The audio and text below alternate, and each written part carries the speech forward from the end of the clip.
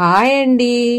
ఈరోజు పిల్లల ఆరోగ్యానికి, జీర్ణక్రియ వ్యవస్థకి, మలబద్ధకానికి, మలబద్ధకం ఉండలు రాళ్లుగా వాతం చేసి వచ్చినా కూడా ఎంతో ఈ వాంపాల దినుసుల పొడి అండి మనం పొడి కట్టుకొని తయారు చేసుకొని గాజు చీసాల పోసుకుంటే పిల్లలకి ఇమ్యూనిటీ, ఆరోగ్యము, ఎటువంటి అనారోగ్యం లేకుండా జీర్ణక్రియ వ్యవస్థ మెరుగుపడి వాళ్ళు మనం పెట్టిన కొంచెమైనా ఆవురావురమని తింటారండి. ఇబ్బంది పెట్టకుండా జలుబు, దగ్గు, జ్వరము, వాంతులు, విరోచనాలు, మలబద్ధకం ప్రాబ్లం లేకుండా ఇవన్నీ దినుసులు ఒక్కొక్కటిగా చూపిస్తానండి. అన్ని అర్థమయ్యేలా చూసుకోండి మీరు కూడా ఒకసారి. అతి మధురం అండి ఇది. అశ్వగంధ అండి ఇది సొంటి, తానికాయ అండి, ఉసిరికాయ అండి, కరక్కాయ అండి. దీని ఈ మూడింటిని త్రిఫల అంటారండి. త్రిఫల చూర్ణం అంటారు, తెలుసు కదా మీకు. ఇది సునాముఖి ఆకండి. ఏది మోషన్స్ మంచిగా ఫ్రీగా రావటానికి. ఇది సొంటి, శతావరి, అన్నీ మళ్ళీ రిపీట్గా వచ్చినాయి చెప్పట్లేదండి. మళ్ళీ రిపీట్గా రాని చెప్తాను.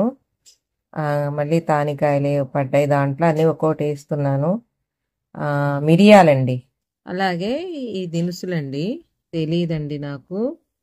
శతావరి, ఇట్లా వీటిలో వాము, జీలకర్ర, నల్ల జీలకర్ర, పిప్పళ్ళు, సొంటి, కరక్కాయ, తానికాయ, ఉసిరికాయ, పిప్పళ్ళు అరుగుదలకండి. అన్ని ఇంగ్రీడియంట్స్ కూడా కరక్కాయ, అన్ని ఇంగ్రీడియంట్స్ కూడా ఇవన్నీ కూడా చాలా చాలా మంచిదండి.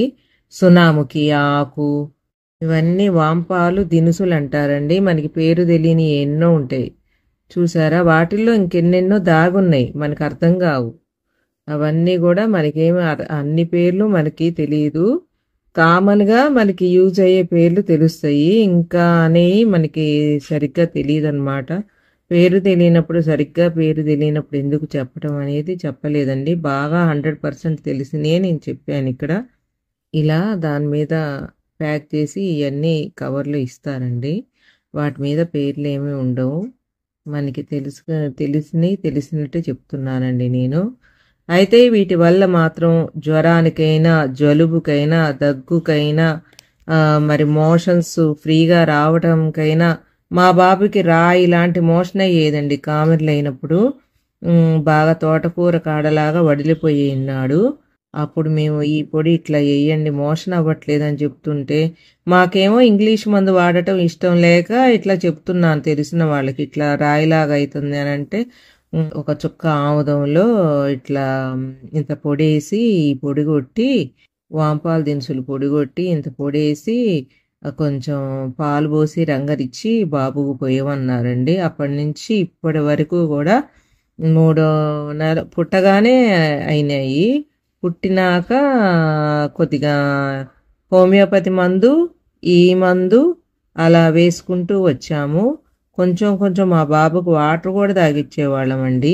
ఇవన్నీ కూడా కరక్కాయ, తానికాయ, ఉసిరికాయలు ముక్కలు ఏమన్నా ఉంటే ఉసిరికాయలు ఇత్తులు కంపల్సరీ ఇత్తులు తీసి కొద్దిగా కొట్టుకొని ఎండలో పెట్టుకొని, మళ్ళీ అంత కాయలాగా లేకుండా పెద్ద పెద్ద చెక్కల్లాగా లేకుండా మనం చిన్నగా నలగొట్టుకొని వీటిని కూడా మిక్సీ పట్టుకుంటే మెత్తటి పొడి అయిద్దండి. కానీ కంపల్సరీ గింజ తీయాలండి ప్రతి దానికి.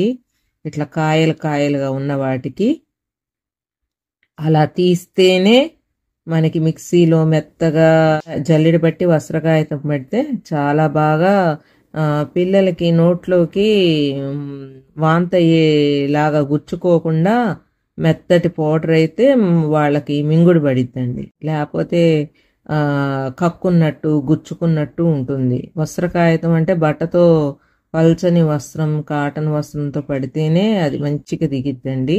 అలా పట్టాలి. చూసారండి ఎలా పగలగొట్టేస్తున్నానో. కంపల్సరీ అన్నమాట. ఇవన్నీ కూడా బయట అమ్మట్లేదండి, మనం తయారు చేసుకుంటేనే. త్రిఫలా చూర్ణం తెలుసుగా అందరికీ, వాత పిత్త కఫము. అట్లాగే శతావరిలో బాడీ కూలింగ్కి ఉంటాయండి.